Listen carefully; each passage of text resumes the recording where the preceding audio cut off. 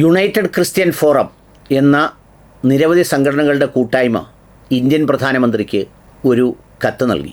ഈ കത്ത് വായിക്കുമ്പോൾ അതിൻ്റെ വേദനകൾ അവർ പങ്കുവെക്കുമ്പോൾ ആമുഖമായി എനിക്ക് പറയാനുള്ളത്, അവർക്കൊക്കെ അത് വരണം, അല്ലെങ്കിൽ അവരങ്ങനെ ചെയ്തു ഇങ്ങനെ ചെയ്തു എന്നൊക്കെ പറയുന്ന ആക്ഷേപങ്ങൾ അല്ലെങ്കിൽ അത്തരം കാര്യങ്ങൾ പോലും പറയാനോ എഴുതാനോ ശ്രമിക്കരുത് എന്ന അഭ്യർത്ഥനയാണ് എനിക്കുള്ളത്.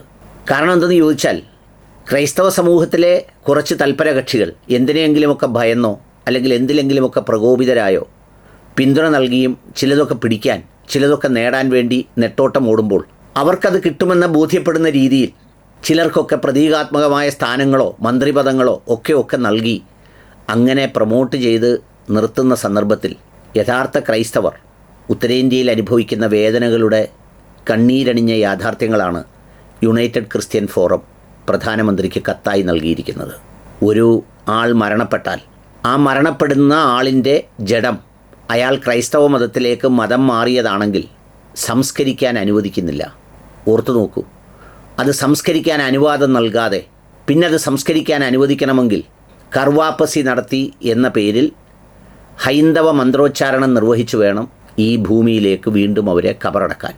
ഒരു വശത്ത് പ്രധാനമന്ത്രി പള്ളിയിൽ പോയി ഈ പറയുന്ന പ്രാർത്ഥനകളിൽ പങ്കെടുക്കുന്നു, അല്ലെങ്കിൽ അത്തരം കാര്യങ്ങൾ ചെയ്യുന്നു. മറുവശത്ത് മറ്റു ചില ആഘോഷങ്ങൾ നടത്തുന്നതായി ഭാവിക്കുന്നു. മുൻവർഷമാണെങ്കിൽ കേക്ക് കൊടുത്തതായി കാണിക്കുന്നു. ഇതൊക്കെ കാണിച്ചുകൊണ്ടിരിക്കുമ്പോൾ അവരുടെ കത്തിലെ വരികളാണ് ഞാൻ ഈ ഉദാഹരിച്ചത്. അതിൽ 2024 മാത്രം ക്രൈസ്തവർക്ക് നേരെ 834 അക്രമ സംഭവങ്ങൾ നടന്നു. പ്രതിമാസം ശരാശരി 69ലധികം അക്രമ സംഭവങ്ങളാണ് നടക്കുന്നത്. അത് മതപീഡനത്തിൻ്റെ പ്രവണതയാണ്. 2025 706 സംഭവങ്ങൾ ഇതുവരെ റിപ്പോർട്ട് ചെയ്യപ്പെട്ടു. ഒട്ടുമിക്ക ആക്രമണങ്ങൾക്കും കാരണമായി പറയപ്പെടുന്നത് നിർബന്ധിത മതപരിവർത്തനം എന്ന അടിസ്ഥാനരഹിതമായ ആരോപണമാണ്. മതപരിവർത്തന നിരോധന നിയമം പ്രാബല്യത്തിലുള്ള 12 സംസ്ഥാനങ്ങൾപ്പെടുന്ന ഛത്തീസ്ഗഡിലും ഉത്തർപ്രദേശിലുമാണ് ഏറ്റവും കൂടുതൽ അക്രമ സംഭവങ്ങൾ ഉണ്ടാവുന്നത്. ചില സംസ്ഥാനങ്ങളിൽ ക്രിസ്ത്യാനികൾക്ക് ശവസംസ്കാരത്തിന് സ്ഥലം അനുവദിക്കാത്ത പ്രശ്നമുണ്ട്. സംസ്കരിച്ച മൃതദേഹങ്ങൾ പുറത്തെടുത്ത് മറ്റൊരിടത്ത് സംസ്കരിക്കേണ്ടി വരുന്ന സംഭവങ്ങൾ പോലും ഉണ്ടായിരിക്കുന്നു. പുറത്തെടുത്ത മൃതദേഹം കർവാപ്പസി മന്ത്രോച്ചാരണങ്ങൾ നടത്തി ഹൈന്ദവ ആചാരത്തിലൂടെ സംസ്കരിച്ച സംഭവങ്ങളും ഉണ്ടായി. മതപരിവർത്തന നിരോധന നിയമത്തിന് കീഴിൽ ഉത്തർപ്രദേശിൽ മാത്രം 100ലധികം കേസുകളാണ് രജിസ്റ്റർ ചെയ്തത്. അതിൽ മിക്കതും തീവ്ര ഹിന്ദുത്വ സംഘടനകൾ, മൂന്നാം കക്ഷികൾ നൽകുന്ന പരാതികളിലാണ് കേസെടുത്തിരിക്കുന്നതെന്നും ഇക്കാര്യത്തിൽ സർക്കാർ അടിയന്തര നടപടി സ്വീകരിക്കണമെന്നുമാണ് യുണൈറ്റഡ് ക്രിസ്ത്യൻ ഫോറം പറഞ്ഞിരിക്കുന്നത്. ഈ മതപരിവർത്തന നിയമമൊക്കെ ഈ രാജ്യത്ത് കൊണ്ടുവരുമ്പോൾ ഇങ്ങനെ മതപരിവർത്തനം നടത്തിയാണ് മുസ്ലിങ്ങൾ അങ്ങനെ ചെയ്തത് ഇങ്ങനെ ചെയ്തത് എന്നൊക്കെയായിരുന്നു വർത്തമാനം.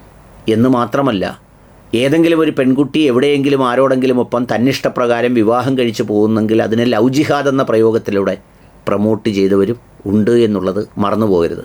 എന്നാൽ ഇന്ന് ആ സ്ഥാനത്ത് 50 പേരെയും 60 പേരെയും ഒരുമിച്ച് ക്രൈസ്തവ മതത്തിൽ നിന്ന് കർവാപ്പസി നടത്തി കൊണ്ടുപോകുന്ന വീഡിയോകൾ ജനൻ TV അടക്കമാണ് സംപ്രേഷണം ചെയ്യുന്നത് പരസ്യമായി.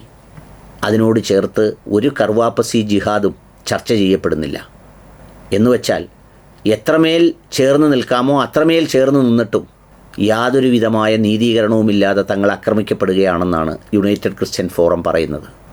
സത്യത്തിൽ ഒരു മറവ് ചെയ്ത മൃതദേഹം എടുത്ത് പുറത്ത് വീണ്ടും വെച്ച് വീണ്ടും മന്ത്രോച്ചാരണം ചൊല്ലി വേറൊരു തടക്കുക എന്നൊക്കെ പറയുന്നത് എത്ര ക്രൂരവും മ്ലേച്ഛവുമായ പ്രവൃത്തിയാണ്, എത്ര ഹീനമായ പ്രവൃത്തിയാണ്. കഷ്ടം.